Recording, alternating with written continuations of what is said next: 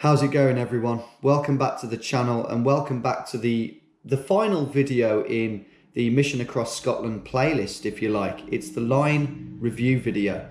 And we've done a few of these before. We've done it for Wales, we've done it for Norway. But I'm going to be cramming a little bit more into this one, making it a bit more full of stuff. And I'll tell you what we're going to be doing. We're going to be taking a look at the bit of the planning phase for the line, because obviously a lot of planning went into this trip, annoyingly. So we'll be having a look at that. We'll be having a look, of course, at the line itself. You can see it there on the screen. How accurate was it? Just how accurate was it? And we'll be using the brand new BURDEI system, and I'll show you the website, Score My Line, made by one of my fans, one of my Patreons, BURDEI. So I'll be showing you that site. We'll have a look at what was to come briefly, some of those river crossings and how we were going to overcome them. We'll have a little talk about the farmer and some of the moral points on the trip very briefly. No need to go into too much detail on that. I will be taking you through mine and Greg's 5 favourite pieces of kit that we used on this trip. Some of them were new, some of them we've used before, as well as our most revolutionary sort of planning decision. And then on top of that, something that we're going to do better next time. There's a few of those, but I mean in terms of planning and pack. So lots to go through. Let's get started. So here we are on Google Earth then, and as you can see, we've got a very zoomed out version of the line, the straight line, which is the orange one, and the track, the warped line, which is as far as we got, which is the blue one. I'll get rid of that for now. There is the line. So why there? Why did you pick that line is the main question that you're probably asking. Well, of course, as you can see, it's a very thin corridor of Scotland, and it's a fairly flat one, I noticed. You know, you can tell straight away from looking at the map, these green bits are all going to be flat fields. Yeah, there's some mountains or hills, but I checked them out and they weren't too big. Yes, it was quite juicy, and when I say juicy, I mean there's a lot of naughty stuff. There was some motorways, there was a railway track, there was this factory. Some of it I thought, yeah, that'll make for great footage. Some of it, like the railway track, I thought, I'd rather not be doing that. But the alternative, as I touched on in the re-upload of episode 2 and some of the comments, further north is mountainous, very mountainous and dangerous, pretty much all the way up. Any of this is going to cause you serious troubles, and it's formidable. As I learned in Snowdonia in Wales, I mean, it doesn't take much. Steep drops can be lying anywhere. Now, I will quickly touch on the fact that I believe that there is a possibly doable line way up here somewhere. I won't give away exactly where it is in case I do decide to do it. It might be doable. I'll have to check the gradients, but the only thing is with it, it's so far north that some people might argue, well, you're only just lopping off the very top bit of the Scottish Highlands. Whereas this one is kind of in the middle of Scotland. But that's a whole nother issue. I still haven't fully decided the rules on what constitutes a proper straight line across a country. That's a whole different kettle of fish. It's complicated. But let's get back to this line. Why exactly there? Why was it exactly here, right? And the answer is, it takes a lot of tweaking, a hell of a lot in this one's case. Usually with all straight line missions worth their weight in salt, be it the Norway one or any one I've ever done, has required an awful lot of tweaking. What do you mean by tweaking, I hear some of you ask? Well, let me draw another line on here, starting from, I don't know, let's say first of all, I went there, okay? Let's say I wanted it to be there, and let's see what happens when we try and draw another line, okay? This is the first time I've ever done this for you. So, yeah, let's say that we wanted it to go there. That looks pretty good. Yeah, we're missing out Dunmore. Let's see what happens. We're missing out that house, but you will soon see, oh dear, we're going straight through 1, 2, 3, 4, 5, 6, 7, about 9 gardens. Yeah, we've missed the Cowie factory. That's great, but can't go through 9 gardens. That's worse, especially during COVID. We've also hit a couple of houses here. It's a deal breaker. That's a deal breaker. I won't go through anything like that. It's too many gardens. That you can't just hop 9 fences. So that's the deal breaker. What if we go to the south though? I hear you ask. Well, that's a deal breaker too. Because look, we're in the buildings of the Norboard factory and we already had to go about 12 meters wide or 10 meters wide by skirting around them anyway. So you're starting to see the issues that you have. This whole area here with the factory and Cowie itself is a huge area of land that you can't go through. Okay then, why don't we go a bit to the north of Cowie then? Why don't you just start there? There you go. Just like that, and we'll go through. We'll go, look, we're even missing out Bannockburn. Okay, let's see what happens. So not only do we go through the north third, which would be doable, it would be doable. We go through Killern, the town of Killern, and that's impossible. And what have we got further on? I don't even know, I'm just making the point here. There we go, more towns and cities. So usually, especially in this quite built up area of Scotland, it's towns, villages that you've got to avoid. You can't go through 10 back gardens in a row because someone would phone the police or a dog would bite you, or it would just be disrespectful, very disrespectful. So I hope you're starting to get an insight into this. This orange line was painstakingly tweaked. I mean, as you can see, 12 meters here, 12 meters there, painstakingly tweaked. Like even that bit there, knowing that we'd go in that corner. Maybe there's an element of luck to this one, but I think if you keep searching for hours, keep tweaking, keep compromising here and there, you can come up with a great line. And that is what we achieved with this one, as much as it pains me to say it, because it wasn't meant to be. But with that, let's move on to the actual line. Let's really dig into this and how far we stuck to this line. So here we are in Dunmore. We're starting off. A lot of this will just be, I mean, if you're curious, that kind of deviation there, I think I joked to Greg because I was chatting to the camera and I've gone 5 meters off. Okay, so things like that, anything below 5, even 10 meters, can't really be helped. That's where we went through Dunmore House and we've stopped there to have breakfast. And as I've explained before, when you stop still, it wiggles about. So, and especially if you're next to walls or in a forest. But if you just get to the top of that, that's probably going to be about 12 meters. No, yeah, 10 meters there in Dunmore Hall or Dunmore House or whatever it was. Again, this is just kind of fields. Did well in the forests here because the signal is always much worse in the forests. This was the awful, awful swampy area. I think we're probably 7 meters wide at points here. 8. Probably should do better there, but just bigger fish to fry with those swampy tufts. Again, that's typical forest territory. Yeah, it just goes left, right, zigzag, zigzag.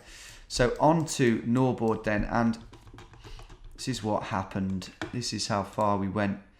Wise decision. Very wise decision there. I think it's about 14. That I believe is the biggest deviation we had. So let me just get that right. Make sure it's perpendicular. Yeah, it's 14.57 or something like that. The biggest deviation of the whole trip. Can you believe that? We never would have thought that would have been. I know we only got less than halfway. We went a bit off in the woods there as we tried to escape the mini owning man over the road. That is a fascinating image because that's what we thought we were going to contend with, these log piles. That was, if you look at the shadow that's being cast there, it's actually bigger than the lorries look, and that's what terrified us. In the planning stage, the things that terrify you sometimes turn out to be fine, and things that you think are going to be fine turn out to be awful, and that was definitely one of them. I mean, if you measure that shadow, it's bigger than the lorries, so we were thinking, shit, we're gonna have to climb 5 or 6 meters here with people watching us. But as you can see, it was just these first 3 piles, wasn't it? This is obviously, well, apparently it was taken in 2020, so not that old. It obviously shifts a lot, but on we go. Yeah, we went wide into the woods there, and then we came back in. but none of this is more than 10 meters. 7 meters, almost not worth mentioning. Yeah, that's going to be about 7 or 8 meters again. Here, we had to go wide at the front gate, but we had no choice. That is 14.3, very close to as big as the other one, but we were just glad to get through there. Really good across here. That was a moment where I was talking to the camera and went almost as wide. Almost as wide. Can you believe that? As the factory itself.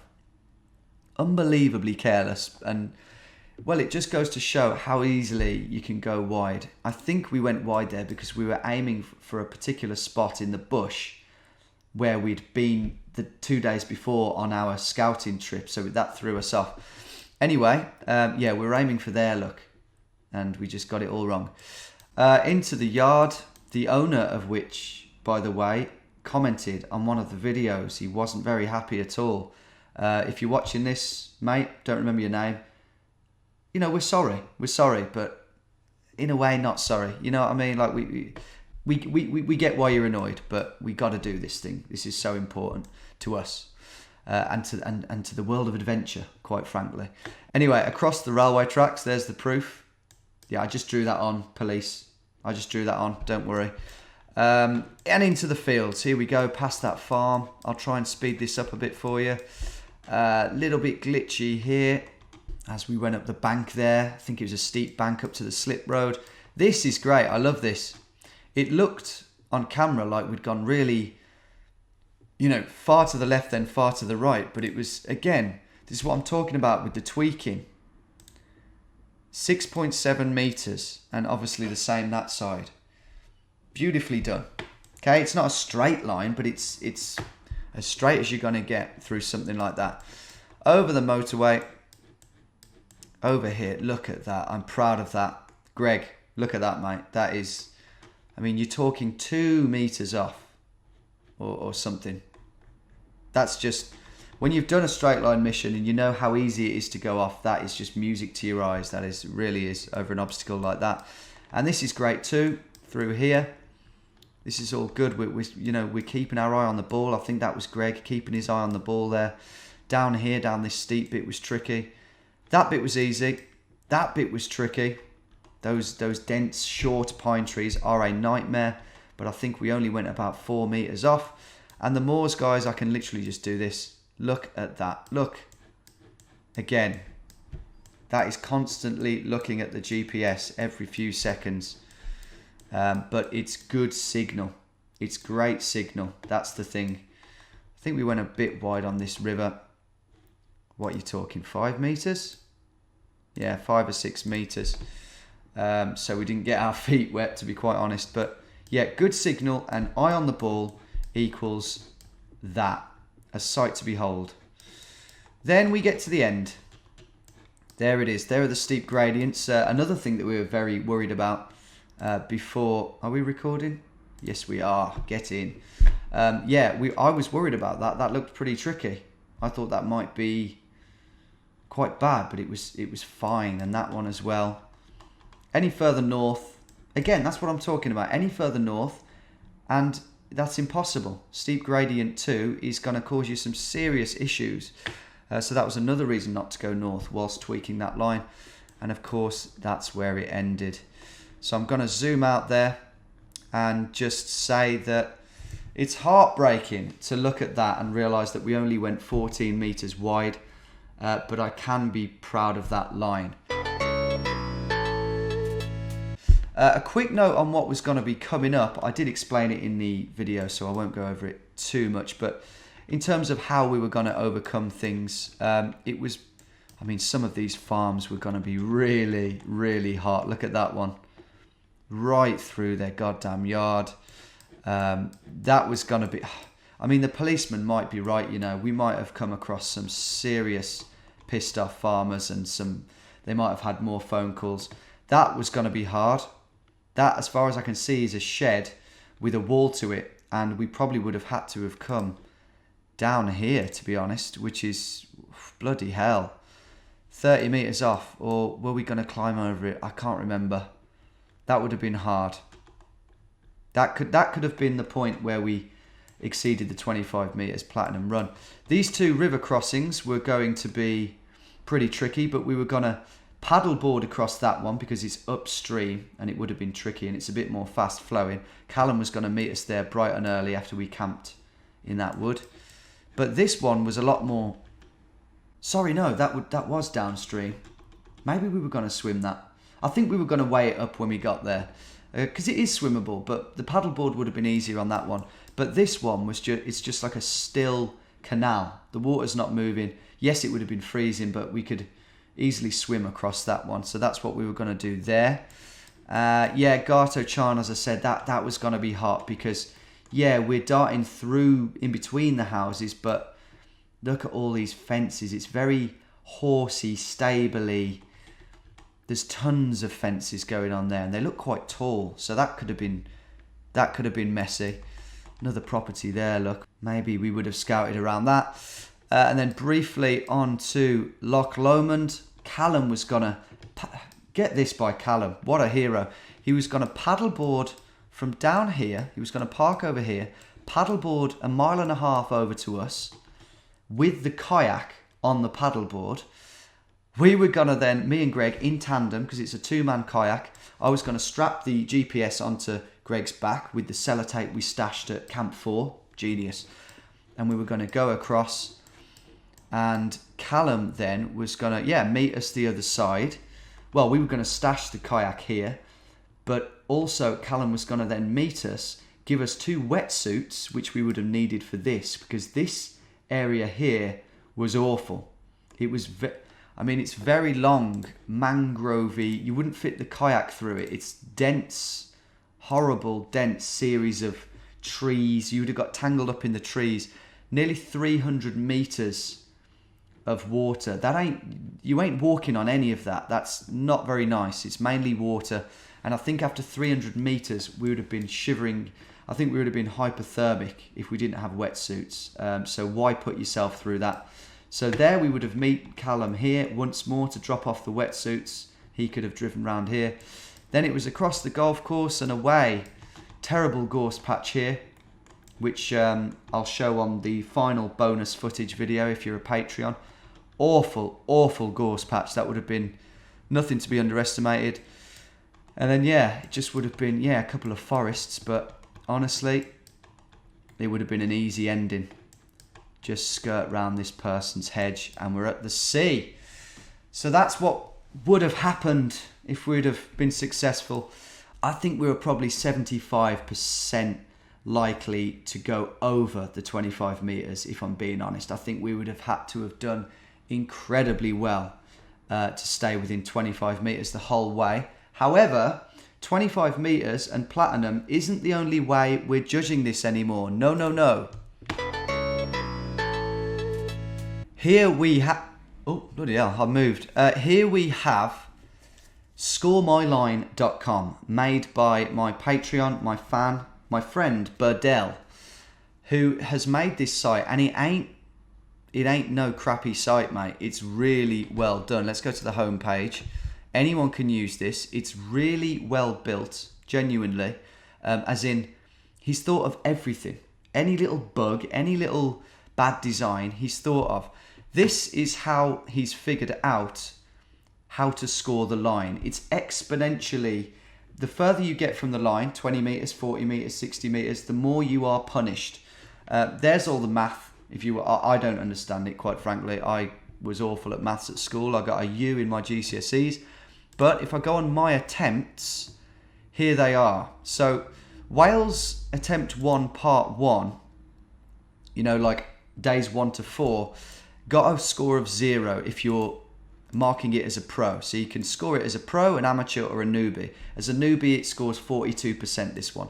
And the reason is I deviated over 100 meters, and you get seriously docked points for doing that, and rightly so. But if we go back, let's go to, Norway, okay? Max deviation, 25 meters, and the score is 97.06. And that's figured out by, how far I am from that line at any given point. Look, 5 meters, 7 meters, 6 meters, and it works out that exponential formula, and it works out a score for you, and it's been tweaked, and it couldn't be any better right now. So if you ever do a straight line mission yourself, this is the website that you want to use to score your line if you're serious about scoring your line. That one's marked on Pro, 97% Norway, but wait till you see Scotland. I know it wasn't full, so it means less, unfortunately, but my God, 99.52%. Initially he showed me it, and it was 100%, and I was like, no, it can't be 100%. And he said, okay, I'll make a tweak, and he's added in a decimal place, and that's how it's popped up, 99.52. So there it is, ladies and gents, score my line. There you can see all the data for any of my straight line missions to date. Wales attempt 2, 56 meters deviation. So going forward, it's going to be a mixture of this and the platinum, gold, silver systems, because both of them matter. It's good to have both. It's got a BURDEI score of 99.52, but he did go over the platinum, or he didn't. So I think the mixture is good. Let me know what you think though. But this is the site. This is the official site as far as I'm concerned. If you want to donate, I've just donated this morning because BURDEI, I know, has put a lot of effort into this, and I believe it has running costs too to be on Google and things like that. So if anyone does want to donate a quid or two, it's very easy. Just PayPal, yeah. So there it is. There's Score My Line. Right, I'm going to talk you through mine and Greg's favourite 5 bits of kit from this trip. But just before I do that, I just want to quickly touch on a couple of things regarding the end of the trip. The fateful night that it failed. A couple of things that I didn't maybe touch on in the video. Hastily left them out of the edit. But having read your comments, I just wanted to say that, you're right. We should have been more stealthy. That's the main thing. With hindsight, we should have been more stealthy. You cannot argue with that. If I'd have known, we would have maybe gone into this woods. It was owned by a Culroy Castle. It's a bit of a private estate. Or maybe we could have gone further on. But the bottom line is we thought we were safe there. But we've learnt a lesson that if anyone sees us, a farmer or his wife, it doesn't matter how nice we think they've been to us, unless it's like Jerry from How Not to Travel Europe. I mean, he's not going to come out in the middle of the night and boot us off, is he? But with farmers on a straight line mission, where you need to stay on that line, and you certainly can't have the police rang on you. Yeah, we should have moved. It would have been shit to pack that tent up and whatnot, but we should have moved, and we've learnt that now. In terms of the whole moral side of things, the COVID side of it, should we have been up there? What gives us the right to be up in Scotland, gallivanting across Scotland while everyone else is stuck at home, not being able to see their families, which is kind of the angle that the police took, and a lot of people in the comments. I get that viewpoint. I just want to make my position clear, because I haven't changed my opinion on this much, particularly at all. Our view when we set out to do this was that what we are doing is we are entertaining 1 million people, basically, and uplifting them and inspiring them and cheering them up in what has been an awful year. And that is more valuable than flaunting a rule when we know we're not really causing any damage. We're not really spreading the virus by being out in the open. So whatever piss take that could possibly be is overridden by the good that we are doing. Even if you take away COVID and the misery that's brought, we've got a serious mental health crisis in this country, and especially with young dudes, but young people in general particularly. And if I can make any difference to that whatsoever, and Greg feels the same, by inspiring people to get out, go on an adventure, push yourself, put yourself out your comfort zone, and just be a bit more, grasp life by the horns a bit more, then that is the option I'm going to pick. And that is worth pissing a few people off who are a bit bitter that we're maybe having fun. By the way, it's not that fun. It's bloody brutal. So that's my stance on that. Our favourite bits of kit. So I'll start with two things which we've used before, but are tried and tested, would not go on an expedition without them. The first one is adventure food packs. Yeah, okay, there might be alternatives to these, but these ones are just great. They're lightweight, they're just really easy to use, and they taste good. So I'm not interested in really trying any other ones, as unadventurous foods as that sounds. No, they've done us well. They've done us really well, especially Greg, who eats double the amount I do. The other thing that I've used on all other straight line missions is the Sawyer mini filter. Didn't actually have to use it that much this time, only once or twice, but it still came in very handy in those circumstances. And if you weren't stashing two 2-litre bottles of water at every night, then it'd be a lot more vital, as it has been on previous trips. Okay, on to 3 bits of kit now that were new to this expedition and that I adore, as does Greg. And I'm not being paid to endorse any of these, by the way. This is just an honest bit of feedback. Firstly, the tent, the MSR Hubba tent, cost me about 400 quid, so it was a lot of money, but you're paying for the lightweightness and the sturdiness and the roominess. My God, this was so much roomier than other tents I've had before. The Vango one, which I used for 10 years primarily, it was so much roomier than that. Maybe slightly less hard wearing. It does seem a bit thinner, but we'll see if it gets torn easily. I don't know, but it was very easy to put up as well. Love this tent. Next up, runner-up if you like, is the army jackets that me and Greg were wearing. You might not have noticed that they're different to what we've worn before. Before we used standard army ones that weren't completely waterproof. They're a bit thicker, a bit heavier, a bit more cumbersome, but they were ripstop.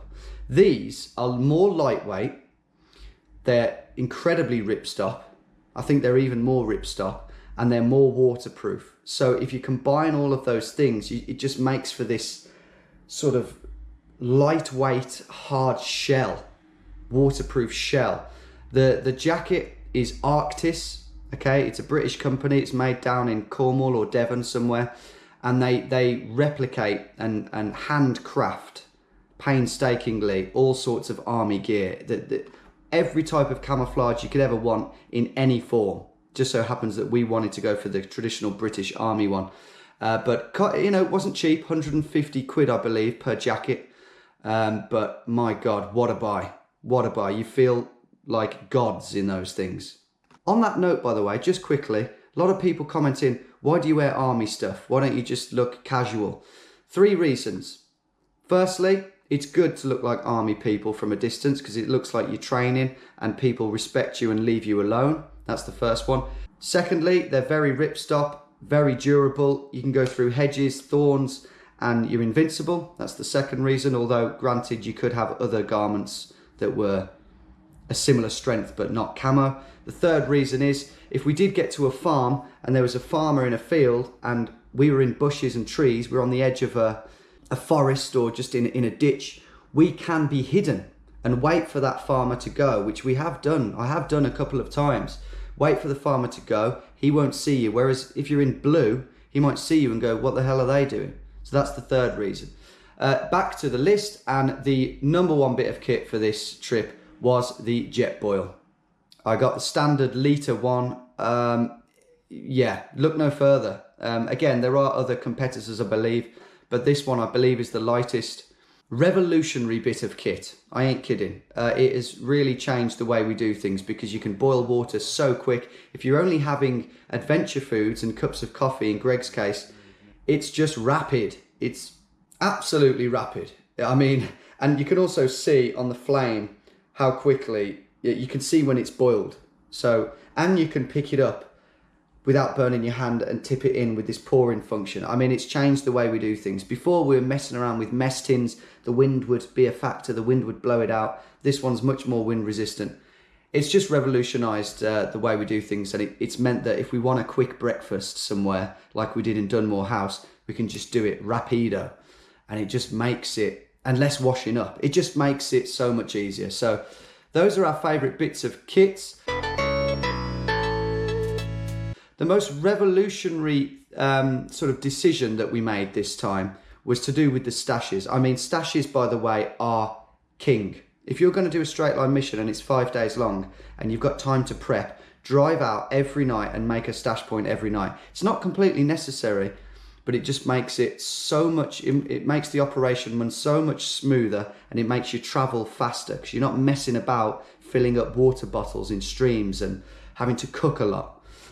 So it's, especially for Greg, who needs to eat and drink more now because of his condition, it was a no-brainer. And the most revolutionary part of the stashes was the water. Stashing 2 big bottles of water at each stash so that we can just guzzle. So if we're a bit dehydrated from the day, we can guzzle, and then we can also cook with it, brush our teeth with it, wash our hands with it. It's revolutionary, absolute no-brainer. It takes so much time out of the day. And the one thing that we'll do next time, apart from being more stealthy, amongst maybe a couple of other things, is to include a couple of pairs of lightweight sandals or flip-flops in the stash, each stash every night. You know those cheap ones, disposable ones you can get in a spa? It sounds stupid if you've never camped, but when you've taken your wet, soggy boots and socks off for the night and you're just chilling by the fire and just around camp, it means you can walk around for the rest of the night without getting your feet wet again or muddy or treading on something sharp. You know, all the reasons you wouldn't want to be barefooted in a forest, you know, pine cones, twigs on the floor. But also in the morning, you know, when you get up and you have to leave the tent, the ground's sodden because it's dewy, and you need a piss, but you don't want to put your soaking wet boots on because it's horrible. You don't want to have to sit half in, half out the tent, you know, like waking your mate up and crushing the tent in the process. Just have the flip-flops, slip them on, out you go. So that's what we're doing next time. That's one little perk that I think we'll do, which will just enhance our experience and just make it much more smooth. And that concludes the Scotland line review video. Scotland 1 at least, you never know, we might do it again. Maybe we'll do Scotland again, me and Greg. In terms of me and Greg, I'm talking about, or maybe we'll conquer Wales that one more time.